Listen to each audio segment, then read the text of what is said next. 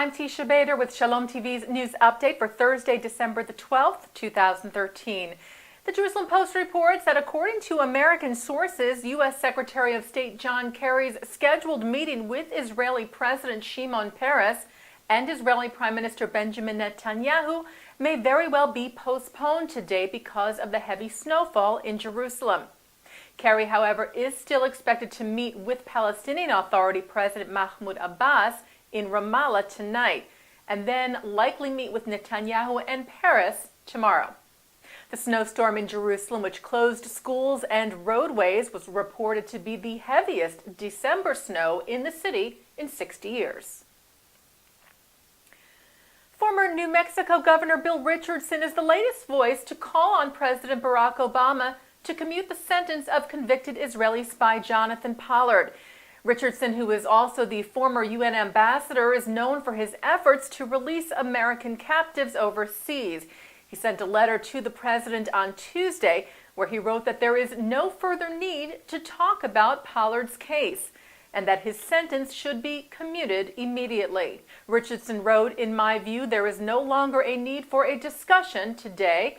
Virtually everyone who was in a high position of government and dealt with the ramifications of what Pollard did at the time now support his release."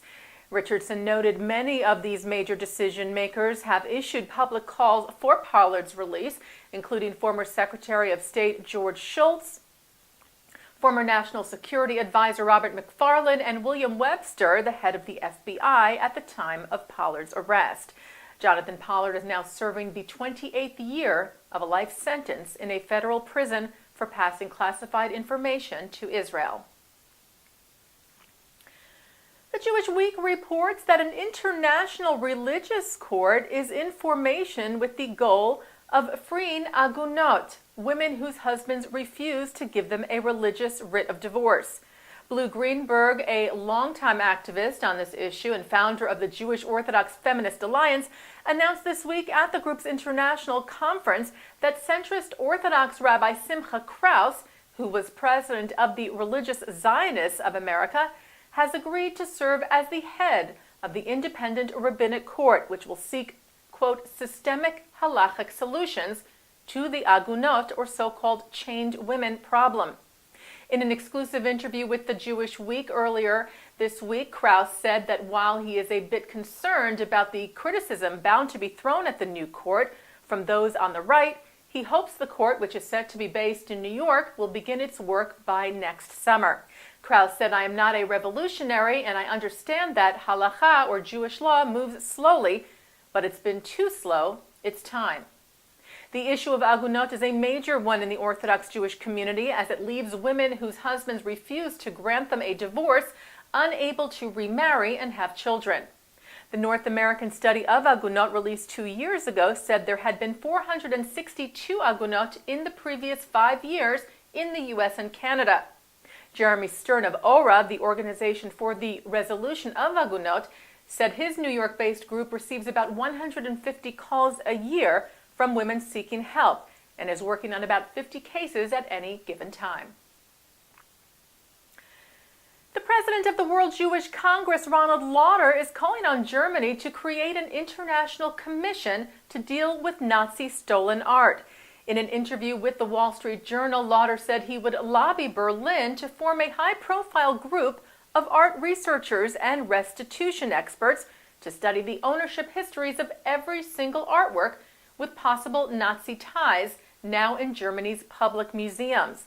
Lauder noted that more than 20 million works of art were stolen during the Holocaust, and that rather than wait for the heirs of Jewish families to come forward with claims, Germany should take a proactive approach of all its public art holdings since World War II. And the diary of a Nazi leader is set to go on display at the U.S. Holocaust Memorial Museum in Washington, D.C. this month. U.S. Immigration and Customs Enforcement will hand over the diary of Alfred Rosenberg to the museum on December the 17th. The diary, which covers events and people from 1936 to 1944, was recovered earlier this year after a 17-year search. It had been among the original Nazi-era documents in the possession of the German Jewish researcher and Nuremberg prosecutor Robert Kempner.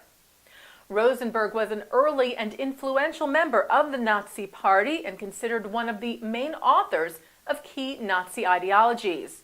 He was sentenced to death at the Nuremberg trials in 1946 and executed for crimes against humanity. Israel's Education Minister Shai Piron signed an agreement this week with British Secretary of State for Education Michael Gove at the Knesset for increased collaboration in the field of English studies. Piron said the cooperation will strengthen the relations between the two countries and contribute to advancing educational systems in Israel and the UK through the sharing of knowledge, teaching methods, and learning techniques. The collaboration will implement a national plan developed by the British Council aimed at improving the English skills and professionalism of hundreds of Israeli teachers. British Secretary of State Gove said educational cooperation is a good example of the blossoming relationship between Israel and the United Kingdom in many fields such as trade, technology, science, and education. Adding the growing cooperation between the two countries is a testimony to our close relations. The Union for Reform Judaism is partnering with the Shalom Hartman Institute of North America on a new initiative to promote engagement with Israel. Shalom Hartman Institute President Rabbi Daniel Hartman and URJ President Rabbi Rick Jacobs announced the partnership at the URJ Biennial taking place this week in San Diego. The Israel Engagement Initiative will invite 30 Reform congregations across North America to participate in the program, which will begin next year. President of Shalom Hartman Institute of North America, Dr. Yehuda Kurtzer, said the goal of this joint initiative with the URJ is to support and enhance Israel engagement work throughout the Reform movement by creating a new narrative regarding the significance of Israel in Jewish life. And the founder and spiritual leader of the Shalom Hartman Institute, the late Rabbi David Hartman, was honored at the biennial. Hartman, who passed away this past February, was honored posthumously with the Reform movement's highest honor, the Alexander M. Schindler Award for Service to World Jewry, for Hartman's dedication to the Jewish people and to religious pluralism. Daniel Hartman accepted the award for his father, whom he said had a deep and profound love for the Reform movement. He said the mission of his life was to create a Judaism of excellence, a Judaism always open to rethinking itself. For my father, he said, pluralism was not only a moral imperative, but an intellectual one. For only a Judaism open and respectful of different voices would be a Judaism capable of maximizing its intellectual potential. And turning to our programming on Shalom TV for tonight, Thursday, December the 12th, at 9 p.m. on L'chaim, Mark Golub is joined by musician, teacher, and founder of the Ein Bustan Jewish Arab Kindergarten School in Israel, Amir Shlomian, who discusses his career path, his school, and his philosophies against hatred. That's tonight on L'chaim at 9 here on Shalom TV and ShalomTV.com. And that's Shalom TV's news update for Thursday, December the 12th, 2013. I'm Teisha Bader.